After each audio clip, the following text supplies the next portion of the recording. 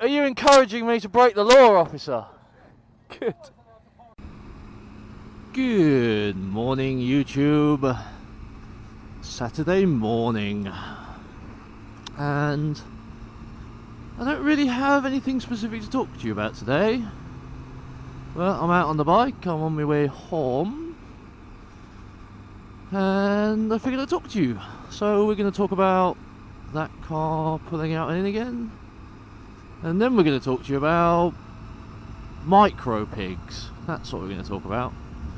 Now, it was my girlfriend's birthday last weekend before, I forget. But she's always had a bit of a fascination with little pigs. She has little pig toys and little pig cups and little pig everything. So for her birthday, I adopted her a micro pig, and I love that. Yeah, so we celebrated her birthday on the weekend. So we got up at sort of 9, 10 o'clock. No, we got up at 9, we had to be there for 10. And we went to see this micro pig. So when you adopt them, you get, you know, your little certificate of adoption to say that, you know, with a little picture of your piggy, and you get to go and visit them whenever you want, and you get like newsletters and updates on your pig, and I think pigs in general, I guess, I don't know, and what they've been up to. So the pig stays with the company, and you're sort of covering its food and board as you would, and they take the pig out to like kids parties and birthday parties and things like that. On TV, I think one of the pigs was on TV for something, I don't know. But yeah, so we went down to see this pig, and I didn't really quite know what to expect. I was sort of, you know, what do you do on a day? I had this great image in our head of us sitting there, you know, with a drink, relaxing in a little garden, you know, with these little pigs running around, all being cute and stuff. And when we turned up there, this is actually like where the pigs live. You know, this is like their house. So there's these pig pens, and there was 4 pigs there, one of which was our pig, which is Jemima. That was our pig's name. We adopted Jemima, and she lived in a pen with another piggy called Bo, or we'll refer to him from now on as Evil Pig. And basically, when we turned up there, the lady that was running the place was like, "Oh hi, how are you? Come on through, da da da." So we went through to these pig things, and then she basically said, "Right, first thing we've got to do is muck out your pig." So basically, within 10 minutes of my girlfriend's lovely birthday surprise, she was shoveling shit. So, and I went, at that point I was like, oh god, this has just gone wrong. Like, this is not what I had in mind at all. But then her face lit up. She was like, yay, I get to shovel poo. So she was quite happy with that. So she mucked all it out and then put all the new hay down and made them a little bed, and for some reason I'm not filtering. And she was loving it. She was absolutely having a whale of a time, like looking after this little pig. Some brilliant did I miss a sign then about roadworks, or did they just stick that there? I don't know. Yeah, so she spent a good like half an hour or so cleaning this pig pen out, and she was having a whale of a time. Big grin on her face, having a right old time she was. And my job through all of this was basically to feed them. Now, these pigs have got things pretty well sorted out in that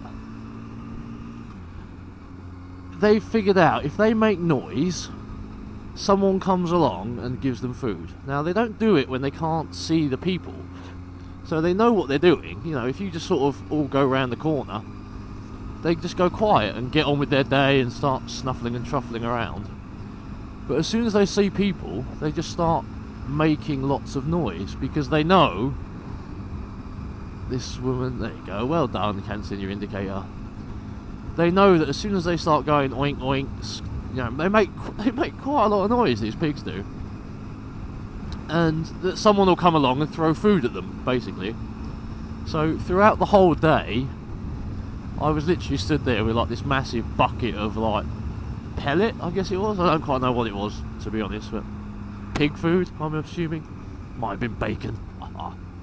And oh, hello. Nah, chainsaw.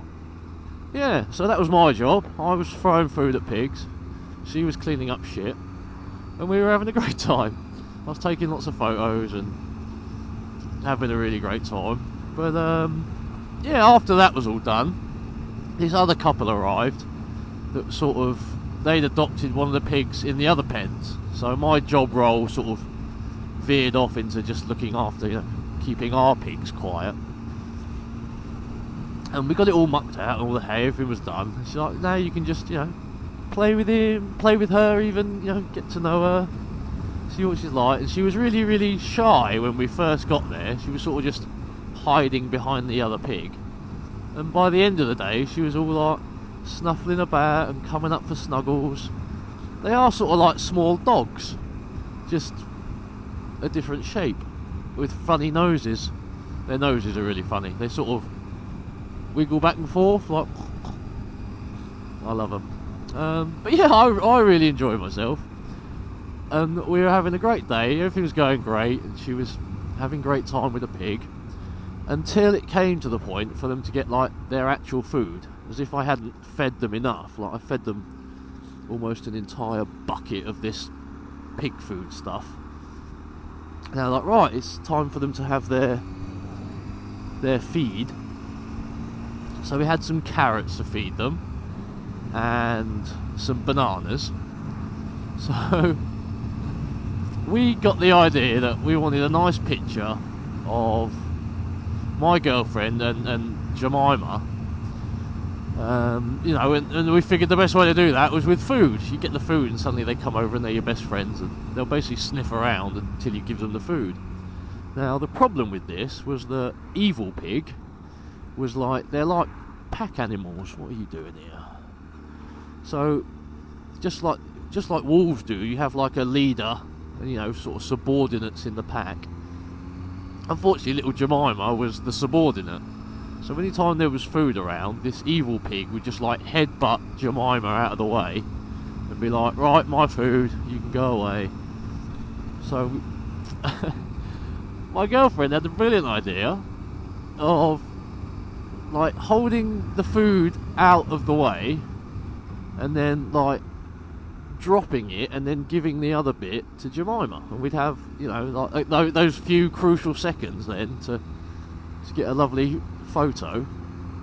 But so she dropped the food for evil pig, turned around, started feeding Jemima, and just as I started taking the photos, this evil pig decided it had eaten its banana and then proceeded to sort of start sniffling back over towards my girlfriend. And then before she quite realised what was going on, it decided it wanted to eat her finger instead. So she then proceeded to get bitten quite nicely.